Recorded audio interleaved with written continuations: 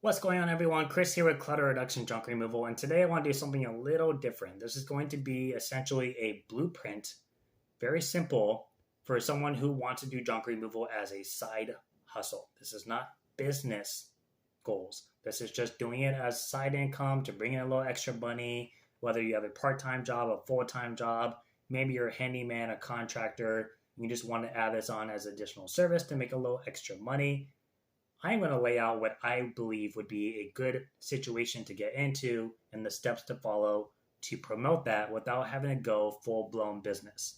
So I'm going to run through marketing, pricing, equipment, payment, disposal. That is pretty much everything that junk removal requires. Now, I think it is fair that everybody has an opportunity to do something for themselves, whether they want to expand on their scheduling, they want to make their own money, they don't want to work for somebody else, they want to try something new. Whatever the reason, I think it's fair for anyone to pursue something that they want to look into. Junk removal has been on quite a rise. I first learned about it when I was a professional mover like 6 years ago. The company I worked for at the time had junk removal. I would get put on the junk removal side every now and then when moving got slow. And I always remembered it being incredibly easy compared to moving because you're not having to be careful with stuff. And you make pretty good money in a lot shorter time. But it didn't cross my mind to start it as a business until I got to the second moving company 4 years later. And since then, I've been doing junk removal, and I can tell you it is a lot freaking easier than moving. So I'm going to run through my opinion on what I think would really put someone in a good standing to do this as a side hustle. From there, if you wanted to make a business, all you have to do is sign some paperwork, pay the government some money, and you're good to go. So we're going to run right through this. I'm going to try to keep this as simple as possible as to not overcomplicate it, because I think that is what a lot of people are getting confused about when they hear that people are making $1,000 a day doing junk removal, making $500 a day using just a pickup truck hauling off other people's trash, how somebody made $250,000 their first year in junk removal, which I don't even know how they did that. But, it's a lot of talk going around. So I'm going to put out what I think is best. If you guys like this, please like the video. I'm also going to have a ton of links in the description. They're not really affiliate links, but they are what I would recommend for certain things based on my experience. So check those out. Getting right off to it. Marketing. Free marketing. Next door, Facebook. Make a page, post pictures, go through your local groups, comment your service on posts that are relatable to junk removal, whether it's through housework, handyman referrals, moving services, anything relatable. Don't just go, spamming the whole page. That's how you get kicked out of the group. But that is a great way to market. Do the same thing on Nextdoor. Marketing cheaply. UZ Marketing. Texas company, free shipping, very affordable, price matching. That is a win-win right there. I'm going to have the link in the description. Normally, I push people there for yard signs because I actually think I get credit or something. I don't know. But two things I'm going to recommend. Magnets, business cards. Even as a side hustle, both of those can be very beneficial. Magnets, 18 by 24 inch if you have a pickup truck. $60 for two. Junk removal, phone number. Done. Whatever color you want, doesn't matter. Business cards. You can get 250 cards for $25. Keep it simple. Junk removal, name, phone number. It's just a contact card. The purpose behind the magnets is anywhere you go, whether you're in a personal vehicle or not, you are marketing to people around you. Business cards. Every time you do a job for somebody, give them 4 or 5 business cards and say, hey, if you appreciated my services and you know anyone else who can use junk removal, please give them my card. If you do a good job, you're genuine, you're on time, and you provided a good service, most people are going to want to extend your information to somebody they know. And that is a great business aspect, is word of mouth and repeat clients. Now, getting into pricing of junk removal, probably the most asked question. I am going to go off of the assumption that you have a pickup truck already. If you don't, not to worry. That is what rental trucks are for. That's what I did in the beginning. Go rent a truck from U-Haul, Home Depot, whoever else has pickup trucks. If you don't want to do a pickup truck, go get a box truck. I use the U-Hauls all the time. The average pickup truck is about 50 to 75 cubic feet, and I'm doing that based on the different bed lengths, which is roughly 2 to 3 cubic yards. I personally would charge a minimum pickup, which has to be local, for 75 to 100 bucks.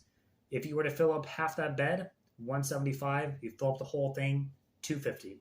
If you have a pickup truck yourself and you want to add sides onto it, little wood sides you usually see people building, it's a great way to add volume. Now you can charge a little extra. Equipment to start with. 2 main things, a Handtruck and a 4-wheeler dolly. Both of those you can get pretty cheap. I wouldn't go the cheapest and I wouldn't go the most expensive. Try to find something in the medium. Like I mentioned, I'll have some links in the description for what I would personally recommend. Not the exact one, but along that ballpark. But you can usually get a 4-wheeler dolly for 20 to 50 bucks. You can usually get a Handtruck from 75 to 125. And then a bonus would be mattress bars. If you watch my videos, you know I talk about that all the time. They are a lifesaver, especially for solo workers. Mattress bars are 2 U-shaped metal bars that hook onto the dolly. You can slide a mattress on it, roll it out to your truck.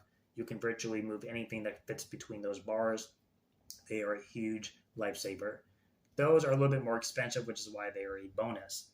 Between 120 and 200. Like I mentioned, I'll throw some links in the description for other places you can buy them. A tool bag.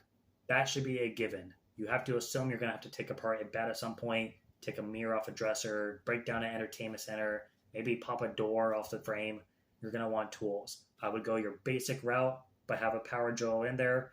Probably cost you less than 50 bucks to get everything that you need. And then as you make more money, you can upgrade that in the future. Next up, payment.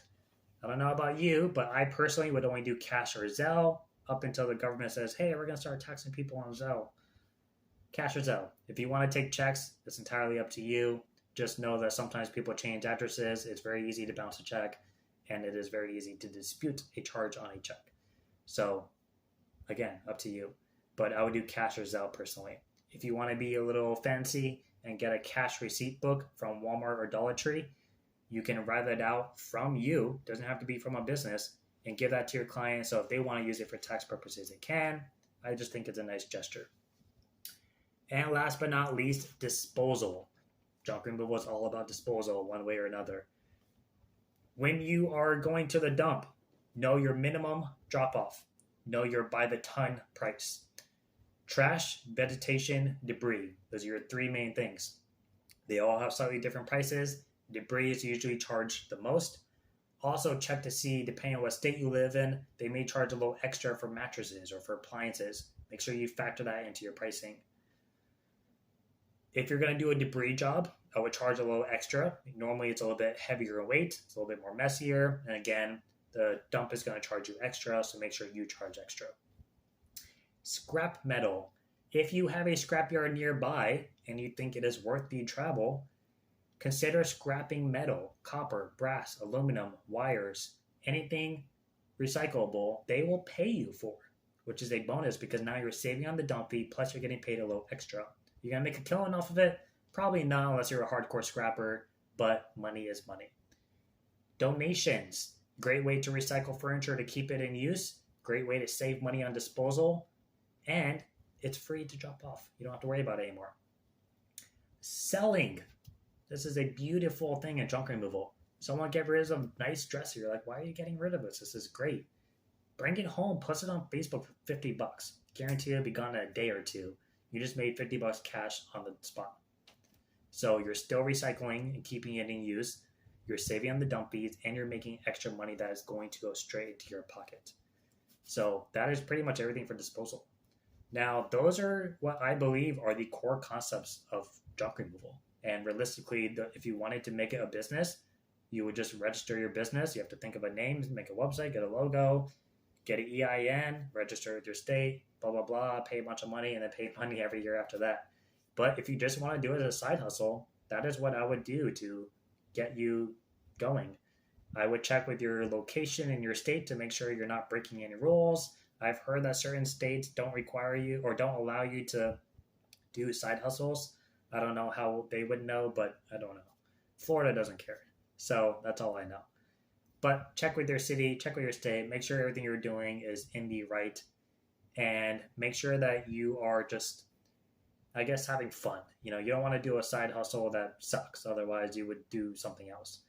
So if you're looking into doing junk removal because you've heard how easy it is or the fun stuff you come across, sometimes it's not so fun. It's a little messy, but it's different. I like it. I don't know.